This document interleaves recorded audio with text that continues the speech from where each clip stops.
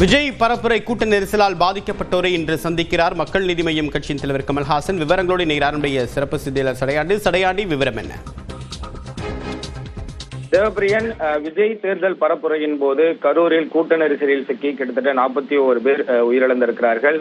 இந்த சூழ்நிலையில் அந்த சம்பவம் நடைபெற்ற அந்த வேலுச்சாமிபுரத்தில் மக்கள் நீதி மய்ய தலைவர் கமலஹாசனும் எம்பியுமான கமலஹாசன் இன்று மதியம் 3 மணிக்கு அந்த சம்பவம் நடைபெற்ற வேலுச்சாமிபுரத்தை இடத்தை பார்வையிடுகிறார். அதனைத் தொடர்ந்து உயிரிழந்த குடும்பத்தினர்களை சந்தித்து ஆறுதலை செல்ல இருக்கிறார். சரியாக 2:30 மணிக்கு திருச்சியிலிருந்து நேரடியாக கரூரில் சென்று கரூரிலிருந்து அந்த விஜய் பரப்புரை நடைபெற்ற இடம், அந்த எப்படி சம்பவம் நடைபெற்றது, அந்த இடத்தில் என்ன மாதிரியான சூழ்நிலைகள் இருந்தது என்பதை எல்லாம் பார்வையிட்டதற்கு பிறகு அங்கிருந்து நேராக உயிரிழந்த குடும்பத்தினர்களை நேரடியாக சந்தித்து அவர்களுக்கு ஆறுதல் தெரிவிக்க இருப்பதாக அங்கிருந்து செய்தி தொடர்பால் நமக்கு தகவல் தெரிவித்திருக்கிறார். தொடர்ந்து ஏற்கனவே கமலஹாசனின் அறிவுறுத்தலின் பேரில் அங்கு இருக்கக்கூடிய கட்சி நிர்வாகிகள் தொடர்ந்து அங்கு இருக்கக்கூடிய உயிரிழந்த குடும்பத்தினர்களுக்கு நேரில் சந்தித்து ஆதரவு தெரிவித்து வந்திருக்கக்கூடிய சூழ்நிலையில் நேரடியாக இன்று அங்கு சம்பவம் நடைபெற்ற இடத்தை பார்வையிட்டதற்கு பிறகு அங்கு குடும்பத்தினர்களை சந்தித்து ஆறுதல் மேற்கொள்ள இருக்கிறார். தொடர்ந்து பல்வேறு கட்சிகள்